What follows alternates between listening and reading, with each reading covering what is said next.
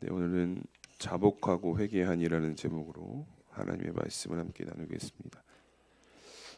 지난 말씀에서 우리는 이제 다윗 안에서 죄가 막 크게 확장되어져 가고 있다라는 것을 함께 나눴습니다. 이 죄가 확장되어져 가고 있는 이 다윗의 모습을 보면서 하나님께서 11장 27절 앞선 사무엘하 11장 27절에 그 다윗의 모습을 보고 하나님께서 이렇게 말씀하시는 것을 보게 됩니다. 그 장례를 마침에 다윗이 사람을 보내 그를 왕궁으로 데려오니 그가 그의 아내가 되어 그에게 아들을 낳으니라. 다윗이 행한 그 일이 여호와 보시기에 악하였더라라고 말씀하고 있는 것을 보게 됩니다. 이 11장에 기록된 다윗의 모습을 하나님은 뭐라고 평가하시냐면 악한 모습이다라고 이야기를 하시는 거예요. 그러니까 어떻게 보면 앞서 다윗보다 먼저 왕이 되었던 이 사울과 같은 위치까지 지금 떨어지게 된 다윗의 모습을 우리가 보게 되는 것이죠. 그런데 여러분, 같은 위치까지 떨어졌지만 이제 후에 이들에 대한 하나님의 평가는 극명하게 갈리고 있다라는 것을 우리는 보게 되거든요. 그러면 어떻게 같은 위치까지 떨어졌던 이 다윗과 사울에 대한 평가가 하나님의 그 평가가 극명하게 갈릴 수밖에 없었는지를 우리 이제 오늘 말씀을 통해서 한번 확인해 볼 수가 있는데, 오늘 본문의 말씀은 나단 선지자를 하나님께서 다윗에게 보내서 하나님의 말씀을 전하는 신탁의 한 장면이 기록되어져 있습니다. 나단 선지자 하면 우리는 앞서 하나님께서 다윗에게 주셨던 그 언약, 다윗 왕조의 언약을 전해준 인물로 우리가 기억할 수 있겠지만, 오늘 나단은 또 다른 이유로 지금 다윗을 찾아오게 됩니다. 우리가 읽지는 않았지만 12장 1절을 보시면 이렇게 말씀합니다. 여호와께서 나단을 다윗에게 보내시니 그가 다윗에게 가서 그에게 이르되 한 성읍에 두 사람이 있는데 한 사람은 부하고 한 사람은 가난하니. 아멘. 예, 나단이 하나님의 명령을 따라서 다윗 왕을 만나러 오는 거예요. 근데 나단의 입장에서도 그렇게 편한 마음은 아니었을 거라는 생각이 듭니다. 왜냐하면 어떤 말을 다윗에게 전하여야 하는지 나단은 알고 있었기 때문에 왕을 만나는 것이 편치는 않았다라는 것이죠.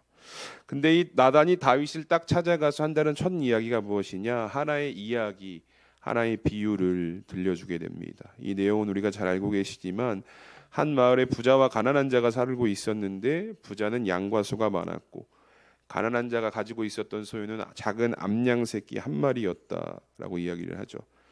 근데 이 성경은 뭐라고 이야기하냐면 이 가난한 자가 작은 암양 새끼 한 마리를 딸과 같이 키웠다라고 이야기를 하거든요. 가족과 같은 개념의 소유였다라는 것이죠. 그런데 어느 날 이제 행인 한 사람이 부자를 찾아오게 되었고 부자가 이 행인을 대접할 수밖에 없는 상황이 되어서 이 대접을 하려고 보니까 자기가 가지고 있는 것들을 소비하기에는 너무나 아까운 마음이 들었다는 것이죠. 그래서 가난한 자가 가지고 있었던 그 작은 암양 새끼 한 마리를 빼앗아 와서 행인을 대접했다라는 것이 나단이 들려진 비유의 이야기였습니다. 그런데 이 이야기를 가만히 듣고 있던 다윗이 어떻게 반응하냐 봤더니 5절과 6절 보시면은 이렇게 다윗이 반응하는 것을 보게 됩니다. 다윗이 그 사람으로 말미암아 노하여 나단에게 이르되 여호와의 살아계심을 두고 맹세하노니 이 일을 행한 그 사람은 마땅히 죽을 자라. 그가 불쌍히 여기지 아니하고 이런 일을 행하였으니 그 양 새끼를 4배나 갚아주어야 하리라 한지라. 아멘. 여러분, 이게 누가 봐도 다윗 이야기잖아요, 그렇죠? 다윗 이야기인데 앞서 밧세바를 범했던 이 다윗의 이야기를 나단이 비유를 통해서 막 설명하는데 지금 다윗의 상태가 어떤지 이 5절과 6절에 명확하게 지금 나와 있다라는 거예요. 자신의 이야기를 하는데도요 분별할 수 없는 영적으로 어두워져 있는 상태였다라는 것이죠. 심지어는 그 부자, 자신이 비유되었던 그 부자를 향해서 분노를 표출하기도 하고 죽어 마땅한 자라고 이야기하는 것을 보면 이 다윗이 지금 마치 딴 사람 이야기하고 있는 것처럼 이야기를 하고 있다는 것이죠.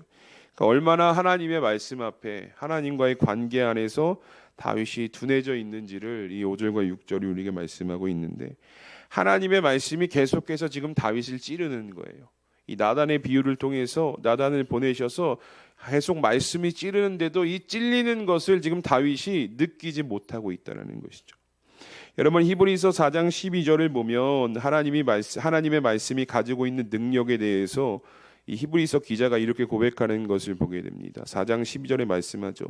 하나님의 말씀은 살아있고 활력이 있어 좌우에 날선 어떤 검보다도 예리하여 혼과 영과 및 관절과 골수를 찔러 쪼개기까지 하며 또 마음의 생각과 뜻을 판단한다라고 이야기합니다. 여러분, 히브리서 기자가 고백하는 이 하나님의 말씀의 능력은 무엇이냐? 우선은 살아있다는 거예요. 예전에 그냥 기록된 과거의 말씀이 아니라 오늘날에도 여전히 살아있는 하나님의 말씀이고, 또 하나 어떤 능력이 있냐? 인간의 죄를 깨닫고 돌아보게 하는 능력이 이 말씀 가운데 있다라고 히브리서 기자가 지금 고백을 하고 있는 것이거든요.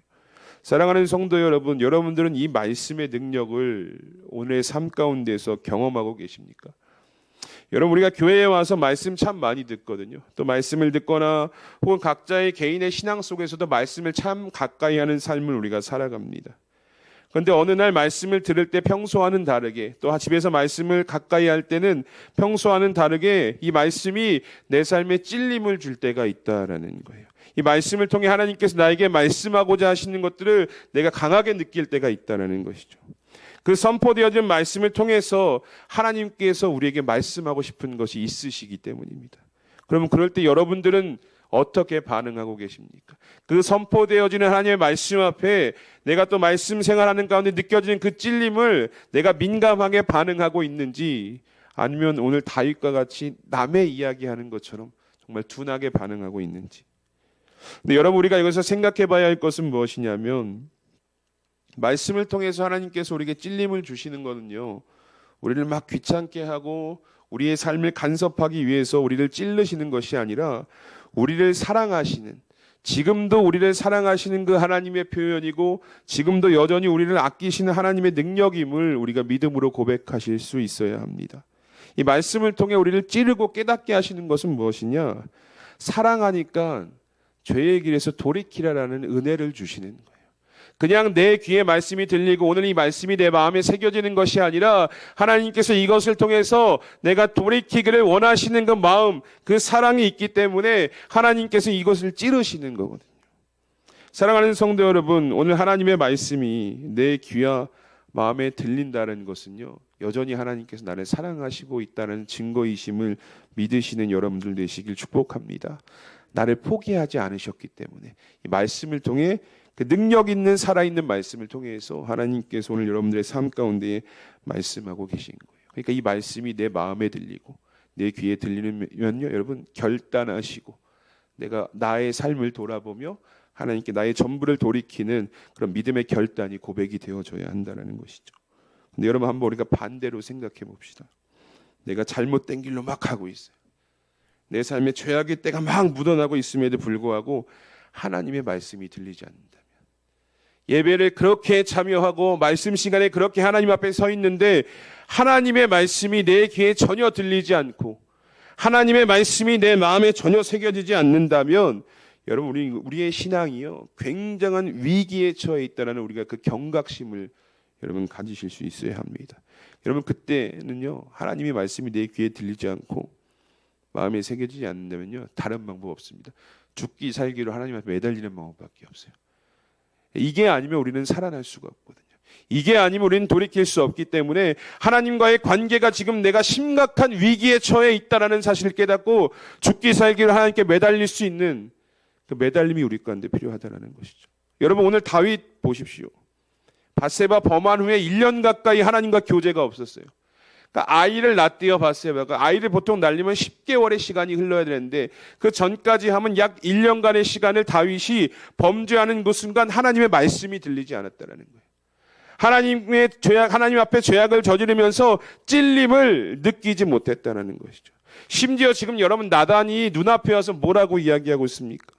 이거 당신의 이야기입니다. 이렇게 말은 하지 않았지만 완전히 다윗의 이야기잖아요. 당신이 잘못했습니다. 이 이야기를 애둘러 표현하고 있는데도 여전히 그것을 지금 느끼지 못하고 있는 거예요. 말씀이 들리지 않는 삶을 지금 다윗이 살아오고 있었다는 것이죠.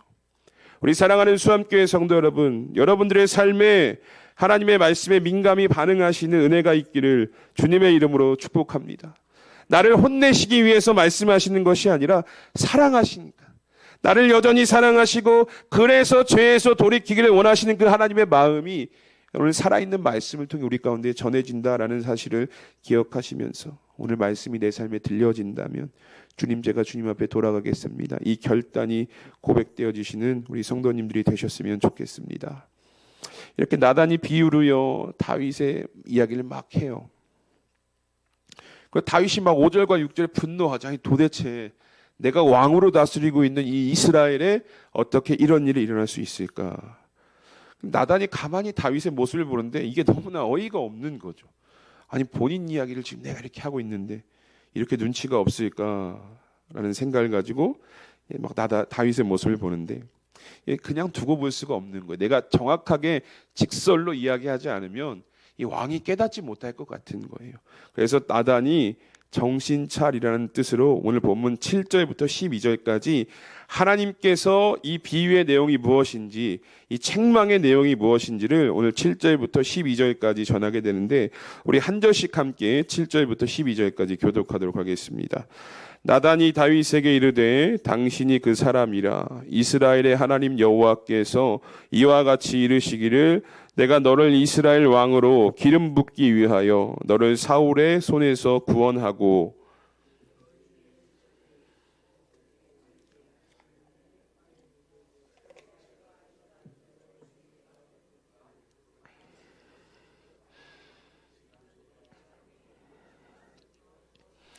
그러한데 어찌하여 내가 여호와의 말씀을 업신여기고 나 보기에 악을 행하였느냐. 내가 칼로 햇사람 우리아를 치되 암몬 자손의 칼로 죽이고 그의 아내를 빼앗아 내 아내로 삼았도다.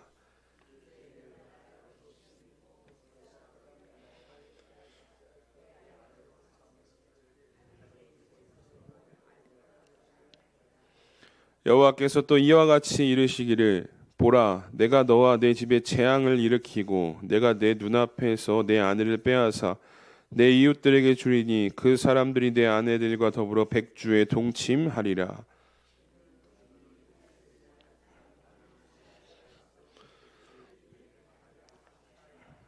아멘. 여러분, 지금 다윗이 정신 못 차리고 있거든요. 마치 유체 이탈 화법이라고 저 자기 이야기 하는데 자기 이야기가 아닌 것처럼 막 남의 이야기처럼 이야기하고 있으니까 나단이 대놓고 이제 이야기하는 거예요. 당신이 바로 그 부자입니다라고 이렇게 이야기합니다. 왕이 하나님의 얼마나 많은 사랑을 받았는데 그 사실을 망각하고 하나님을 업신여긴 데까지 이르렀느냐. 근데 여러분 7절부터 12절까지의 말씀을 보시면 다윗이 숨기고 싶어하는 내용들이 다 기록이 되어 있거든요. 우리아를 죽인 일, 밧세바를 범한 일, 또 이것을 은폐한 일까지 다 하나님이 알고 계셨다라는 것을 다윗이 깨닫게 되었다라는 것이죠. 이 다윗을 향해 나단이 책망의 목소리를 계속해서 높이는데 이렇게 표현해요. 다윗이 하나님을 업신여겼다라고 이야기하거든요. 이 업신여겼다라는 것은 어떤 의미냐면 어떤 대상을 무가치하게 취급했다라는 거예요. 그러니까 다윗의 이 죄악을 저지른 행동이 하나님이라는 존재를, 하나님의 말씀을 무가치하게 취급하였기 때문에 이 죄악이 당신 안에서 확장되어져 갈 수밖에 없었다라고 나단이 선포하고 있는 것이죠.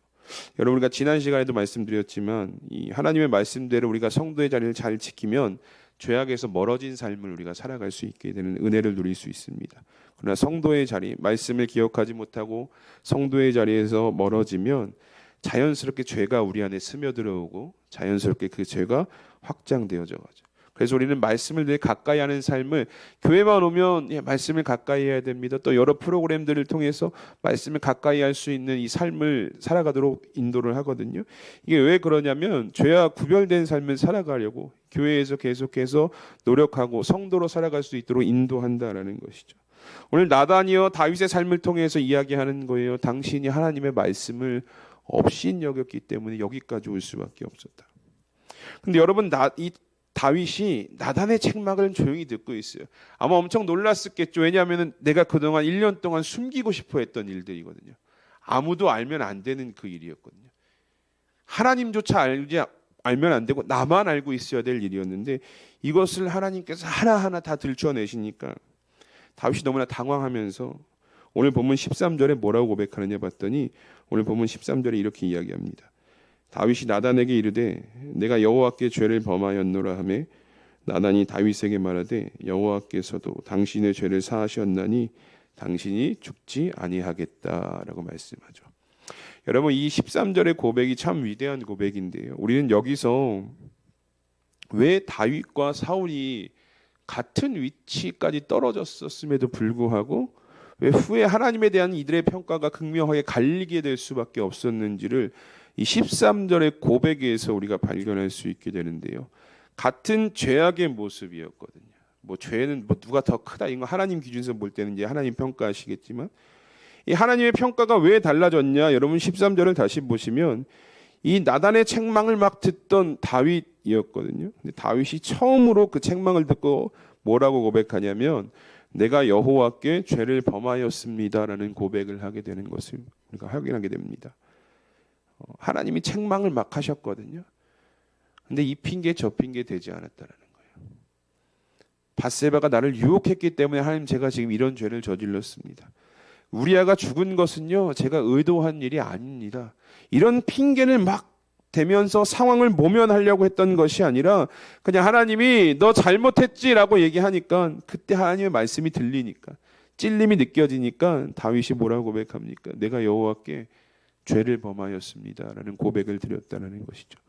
이 하나님께 바로 인정하는 잘못을 인정하는 다윗의 모습, 이 모습이 하나님 보시기에 귀했다라는 것이죠. 그렇다면 여러분 사울은 어떻습니까? 사무엘상 15장 21절에 이렇게 말씀합니다. 다만 백성이 그 마땅히 멸할 것 중에서 가장 좋은 것으로 길갈에서 당신의 하나님 여호와께 제사하려고 양과 소를 끌어왔나이다 이렇게 이야기해요. 똑같이 사무엘이 사울에게 가서 막 책망을 하거든요. 아말렉을 진멸하라고 했더니 저 들리는 소리가 무엇입니까? 라고 이야기하자 사울이 뭐라고 이야기하냐면 백성들이 가지고 오자 그래서 가지고 왔다라는 거예요. 백성들이 좋은 것으로 하나님께 제사 드리자고 해서 그래서 남겨두었습니다라고 이야기하는 거예요. 다윗은 하나님의 책망이 들릴 때 하나님 제가 잘못했습니다라는 믿음의 반응으로 나아갔거든요. 이 핑계 저 핑계 되지 않고 그냥 내 잘못을 하나님께 드렸다는 거죠. 근데 사울은 어떻습니까? 백성이 가지고 오자고 했다니까요. 내가 한 게 아니라 백성이 가지고 오자고 해서 지금 그래서 저렇게 살아있을 수밖에 없었습니다. 이것이 다윗과 여러분 사울의 차이였습니다. 이것으로 인해서 그들에 대한 하나님의 평가가 완전히 극명하게 갈리게 되었다는 것이죠. 사랑하는 성도 여러분, 우리가 죄 중에 서 있을 때 하나님께서 우리에게 원하시는 모습은 무엇이냐면요. 구구절절한 사연 이거 아니에요. 구구절절한 사연 읊는 거 이거 하나님께서 원하시지 않고요. 이 핑계 저 핑계 하나님께서 원하시지 않아요. 왜냐하면 하나님께서 오늘 우리가 읽었던 7절부터 12절의 말씀을 보면 이미 다윗이 행한 것, 다윗이 숨기고자 했던 것들까지도 다 알고 계시는 하나님을 우리가 발견하게 되거든요. 그러니까 하나님은 이미 다 아시고 우리 마음 가운데 말씀을 통해 찔림을 주시는 거예요. 다 알고 계신 하나님께서 우리의 말씀을 통해서 우리 마음 가운데 계속해서 말씀하고 계시는 거예요. 너 잘못했잖아. 너 죄악 졌잖아. 그럼 돌아와. 그러니까 하나님께서 원하시는 것은 무엇이냐? 하나님, 제가 잘못했습니다. 이 반응을 하나님께서 원하시는 것이지 이 핑계 저 핑계 가지고 와서 이 모습 하나님께서 원하시지 않는다라는 거예요. 그냥 두 손 들고 하나님 제가 잘못했습니다. 이 모습을 하나님께서 원하셨고 오늘 다윗은 비록 죄악 가운데 빠져 있었지만 이 하나님께서 원하시는 모습으로 주님 앞에 나와오는 모습을 보였기에 사울과의 평가가 극명하게 갈리게 되었다는 것이죠. 여러분 그렇다면 우리가 왜 하나님께 잘못을 회개해야 할까요? 왜 다윗과 같이 하나님이 잘못했다라고 말씀하셨을 때 왜 우리가 두 손 들고 하나님께 나아가야 되는가? 여러분 우리가 다시 본문 13절을 보면요. 후반절에 나단이 다윗에게 이렇게 이야기해요. 당신의 죄를 사하셨다라고 이야기합니다. 당신의 죄를 사하신 것이 언제 사해졌느냐? 하나님 제가 잘못했습니다라고 죄를 고백하자 하나님께서 그 죄를 사하셨다고 나단이 말씀하고 있는 거예요. 여러분 우리가 왜 죄 중에 살아갈 때에 하나님께 두 손 들고 왜 우리가 하나님께 자복하고 회개하며 나아가야 되는가? 우리는 스스로 죄를 깨끗하게 할 능력이 없기 때문입니다. 우리는요, 저를 포함해서 여기 앉아있는 우리 모두는요, 우리의 죄를 스스로 정화시킬 만한 능력이 없기 때문에, 그래서 예수님께서 2000년 전에 여러분 왜 오신 것입니까? 우리의 죄가 해결이 안 되니까, 우리 스스로. 그러니까 하나님께서 포기하지 않으시고 사랑하시니까 그 죄의 문제를 해결하기 위해서 예수 그리스도를 2000년 전에 보내주신 것 아닙니까? 우리의 죄를 대신 사해 주시기 위해서. 여러분, 이 죄를 자복하고 회개해야 되는 이유는 무엇이냐? 그럴 때 우리가 누릴 수 있는 은혜가 있기 때문입니다. 내가 죄를 두 손 들고 자복하고 하나님 앞에 나아가면 우리가 누릴 수 있는 은혜가 있는데 바로 그것이 무엇이냐? 나의 죄를, 내가 숨기고 싶어 했던, 남이 알면 안 됐던 그 죄를 사하시는 그 은혜를 우리가 경험할 수 있기 때문에 하나님께서 우리의 마음 가운데, 삶 가운데 말씀으로 찌르실 때는 두 손 들고 하나님, 제가 잘못했습니다, 이 믿음의 결단으로 나아가셔야 우리 안에 그 죄가 사해지는, 죄로부터 자유함을 누릴 수 있는 그 은혜를 우리가 경험할 수 있게 되는 것이기 때문입니다. 우리 사랑하는 수함교회 성도 여러분, 혹시 하나님 앞에 숨기고 싶어하는 죄악된 모습들이 있으십니까? 물론 우리가 그리스도인으로 살아가기 때문에, 죄와는 철저하게 구별되어서 살아가려고 노력하시는 여러분들이기 때문에 남들과 세상 사람들과는 다르게 죄의 모습이 그나마 많이 묻어있지는 않으실 것입니다. 그러나 그럼에도 불구하고 우리가 넘어질 때가 있거든요. 그럼에도 불구하고 우리가 쓰러질 때가 있거든요. 그리고 그 쓰러지고 넘어진 모습은요, 하나님 앞에 숨길 수가 없다는 것이죠. 그럼 숨길 수 없으면 어떻게 해야 합니까? 두 손 들고 나아가시면 됩니다. 주님, 제가 잘못했습니다. 주님이 말씀으로 나를 찌를 때, 나를 돌이키기를 원하실 때, 그때 나아가시면 우리의 죄를 사하시는 은혜를 여러분 우리의 삶에서 경험하실 수 있다라는 것이죠. 오늘 다윗과 같이 잘못을 인정하며 우리의 죄를 가지고 주님 앞에 서실 수 있는 우리 성도님들이 되셨으면 좋겠습니다. 자복하고 회개할 때 오직 하나님만이 베푸실 수 있는 이 죄사함의 은혜를 통해서요, 우리 성도님들의 무너졌던 삶이 회복되어지고 더 나아가 앞으로 죄와 구별되어지는 복된 삶을 살아가시는 여러분들이 되시기를 주님의 이름으로 축복합니다. 우리 이 시간 말씀을 기억하면서 함께 기도하기 원합니다. 여러분, 죄의 문제가 해결되어져야 죄사함의 은혜를 우리가 경험하게 되고, 죄사함의 은혜를 통해서 우리의 삶이 회복이 되어집니다. 혹 아직도 하나님과의 관계 속에서 해결되어지지 않은 죄의 문제가 있으십니까? 이 시간 다른 것 기도하기보다는 먼저는 우리의 연약함을 인정하며 하나님, 잘못했습니다, 자복하고 회개하는 모습으로 주님 앞에 나아가는 시간이 되었으면 좋겠습니다. 그럴 때 하나님께서 오늘 우리의 기도를 들으시고 회복의 은혜를 부어주실 것입니다. 우리가 이 시간 이 말씀을 기억하면서 혹 내가 숨기고 있던, 더 나아가서는 내가 알지 못하는 죄악까지도 하나님 이 시간 구할 수 있는, 회개할 수 있는 은혜를 주시고 온전히 주님의 죄사함의 은혜를 누리면 나아갈 수 있는 이 시간이 되게 하여 주시옵소서라고 우리 함께 기도하며 나아가도록 하겠습니다. 함께 기도합니다. 하나님, 감사합니다. 오늘도 우리를 이 자리 가운데 인도하여 주시고 또 함께 하나님의 말씀을 나누며